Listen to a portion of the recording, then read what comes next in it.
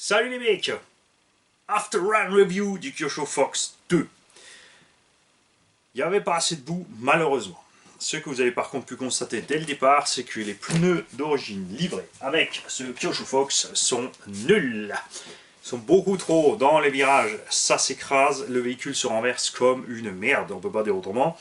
Évidemment, sable, terre, tout ça, ça ira mieux parce que ça va glisser. Encore en forêt, on peut pas dire que j'étais pas dans le sable de la terre. Donc je suis vraiment pas content de ces pneus. Je m'en doutais, toute évidence, une fois que je les avais pointés. Ce qu'on n'a pas essayé de monter, ce sont les Badlands. Hein, on fera ça sur le prochain run. Là, on sera un peu plus ferme, évidemment, beaucoup de traction et d'accroche latérale aussi là-dessus, à voir. Et ensuite, avec les paddles, comme il était fourni en version 1, un plaisir à rouler, puisque t'as pas trop de grip latérale, ça glisse. Et quand tu mets gaz, ça pèle, ça avance sévère tout de suite. VMAX, ouais, je pense qu'on peine à arriver aux 60, par contre c'est vrai que ça suffit large, comme l'accélération est assez brutale avec les paddles, une fois que ça mouline, on se fend bien la gueule, en forêt ça suffit large. Dans la vidéo, vous verrez aussi que ça sautille, comme je vous l'ai dit, c'est typique des véhicules qui ont deux ponts. On a une suspension, tu vois, j'ai vraiment ramolli, on a du torque twist à l'accélération, vous avez vu dans la vidéo, il penche un petit peu, donc c'est qu'on est bien souple sur les huiles, mais c'est nécessaire, hein, avec l'huile d'origine, c'est clair que ça doit gambader comme je sais pas quoi. Niveau autonomie, là on est cool, bon, on était en forêt, même si du coup comme la VMAX c'est pas important, tu es souvent vite fait à fond sur la gâchette. On a une bonne autonomie, moteur en 68, peine pas, enfin, il chauffe pas avec le poids du véhicule, ça allait bien. Je vais quand même monter un moteur de 74 là-dedans, avec soit un pignon un peu plus gros, parce qu'il n'aura pas de mal à emmener un pignon un peu plus gros, quoique on pourrait aussi essayer le petit 68 là, voir, on va le pousser un peu, on va mettre une dent en plus. Il ne faut pas grand chose, je pense une petite dent ou deux en plus maximum et ça devrait faire l'affaire. On va changer aussi les réglages du freinage. Le freinage est beaucoup trop mou, quand tu es en pente, tu t'arrêtes pas, tu le fous quand tu descends.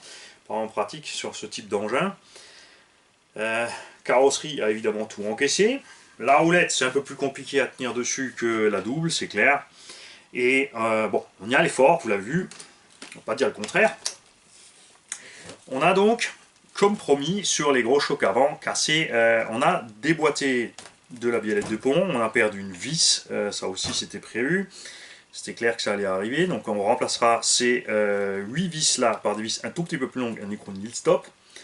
Les biellettes qui se déclipsent, ça va bien, ça s'est bien passé à ce niveau-là, c'est pas très grave.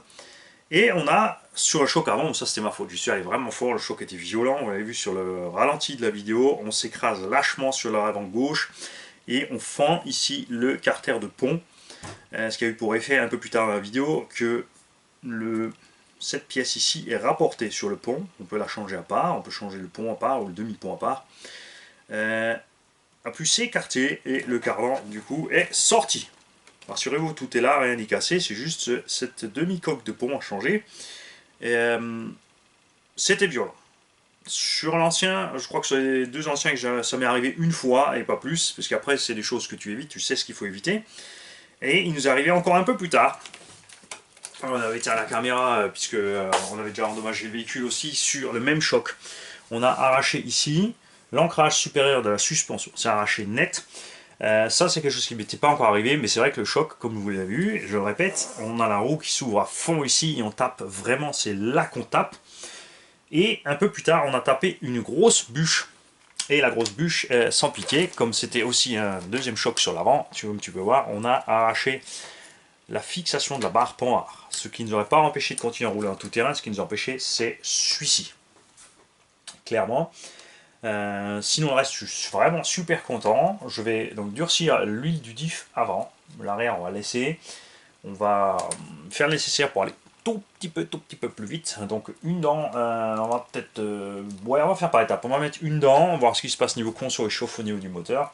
Peut-être deux s'il encaisse. S'il encaisse pas, on passera sur un 74. Avec lui, il n'aura aucun souci avec les... même un 2200, hein, je vais mettre un Castle de 2. Il n'aura aucun souci à emmener le moteur, même avec l'engin, avec deux petites dents en plus. Pour ce qui est des fixations là, comme tu as plein d'ancrage, ça va. On a descendu un petit cran, ça ne nous fait pas perdre la garde-sol. Ça ne change pas les réactions de l'engin, c'est pas un problème. Fixation de la barre Panhard. Soit on repart sur l'origine, après ça va être une pièce qui va pas être problématique du tout à refaire en plastique ou en métal. Donc très certainement, si on ne la trouve pas facilement sur le marché, la refaire ferraille, la barre en elle-même n'a pas bougé, elle est solide. On va changer le demi-carter de pot. On va évidemment d'abord passer par une réparation provisoire, le temps d'avoir la pièce. On va enlever les 2 vis ici. On va remettre tout en place et on va mettre les vis par devant, par derrière. Par devant et par derrière. Pour refaire marcher l'engin, et les prochains runs évidemment ne seront pas aussi violents. La forêt, je le répète sans arrêt, c'est le test ultime. Forêt et carrière, c'est le test de la mort pour ces machines. C'est là qu'on voit vraiment si une machine est trempée pour le bashing ou pas. Et celui-ci, son domaine de prédilection, c'est la terre molle. Les montées infernales et la gadoue. Et c'est à ça qui va me servir.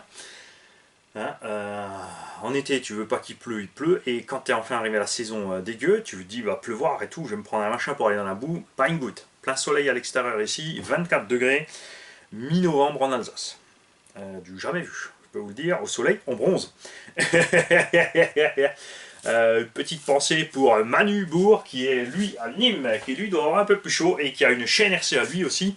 Allez voir, c'est je crois Manu 30. Donc Manu, on compte sur toi dans les coms pour nous mettre le lien de ta chaîne. N'oubliez pas la chaîne de Mathieu Totoli sur le 1/5e piste et le piste 1/8e aussi, super piste, piste classique, tout ça. Faut que je remette le lien. Hein. Chaque fois, j'oublie. RC Life. Picofran, Papa RC, RC Patapouf, French RC Garage, et tout le monde.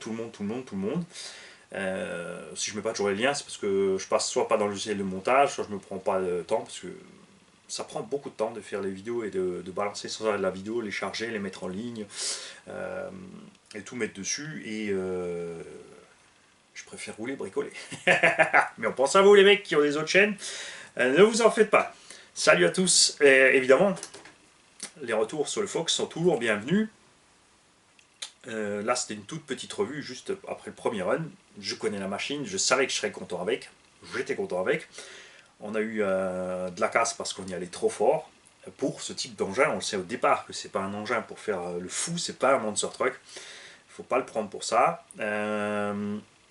Mais vous allez voir, une fois tout ça réparé, avec le bon style de conduite qui correspond à la machine, je peux vous dire qu'on passera l'année tranquille, sans casse. Salut les mecs.